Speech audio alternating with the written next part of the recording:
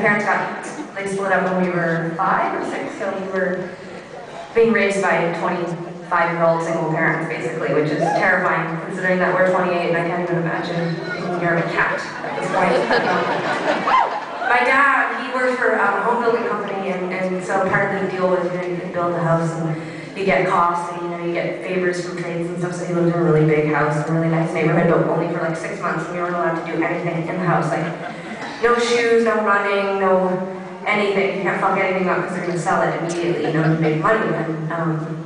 And so we didn't have any blinds a lot of times in the houses and stuff, and the new neighborhoods, you may remember this, like they didn't have any fences between the houses, so you would look, your backyard was their backyard and your back of your house was leaned up against each other basically, and like on Saturday nights when we go to my dad's, you know, he didn't have a lot of money, so we would just turn all the lights off and then take a pair of binoculars and pass it around between the three of us. And we weren't sad, like we weren't like, oh, we have to go to Dad's and we're poor. We were like, Dad's rad, he lets us do really fucked up shit, like look into his windows. We were really old before we were being real, like before we were together, and we were like,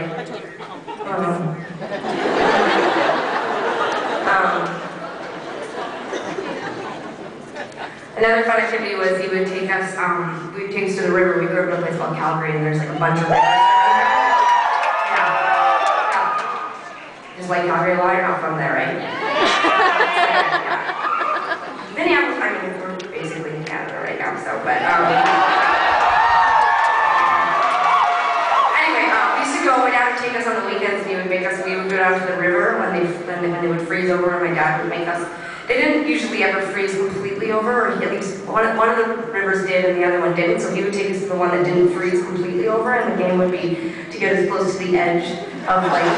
Oh my god. Like basically it would freeze on both sides on the land, and it would freeze together, and then there would be like the river still rushing underneath in the middle, and we would just like... Remember also, that was basically the game, and the game, I found it terrifying, and then he would take us places and we like reached like river, which was like disgusting. But we also, the fun thing about my dad and his brother, because they took us on the weekend and we're lucky we're alive. And but they used to, if you cried, this is how Tegan and I actually this could be enlightening for the people that work with us. I don't know if I've ever told you this before, but when you cried, that didn't get you out of it. In fact, it just enraged them, and it made them want to make you do whatever they wanted you to do. Like, for example, but I love these people are like, we love to get enraged about things and force people to do things. That's terrifying. I love it when you say something really controversial on stage and people are like, that's what I do. Or that happened to you.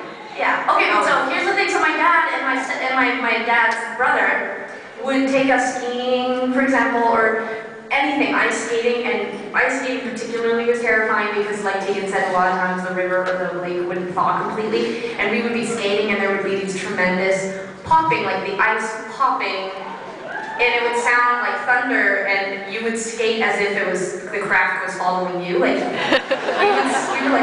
were like basically speed skaters because you would hear these horrible poppings, and my dad would be like, maybe we should stop! And they'd be like, you're goddamn not gonna stop, you're gonna go around the whole goddamn lake!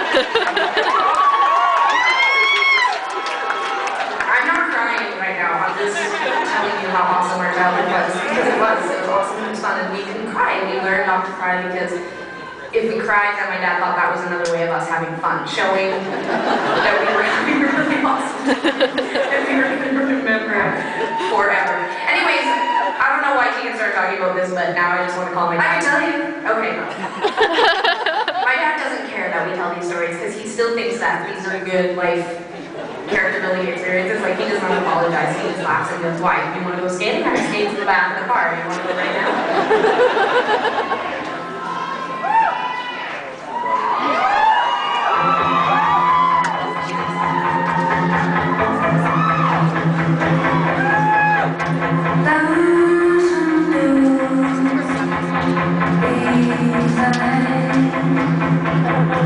Don't worry,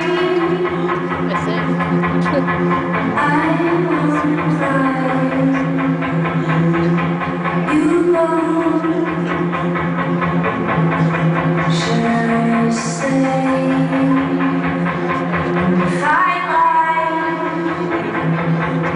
wish for you if I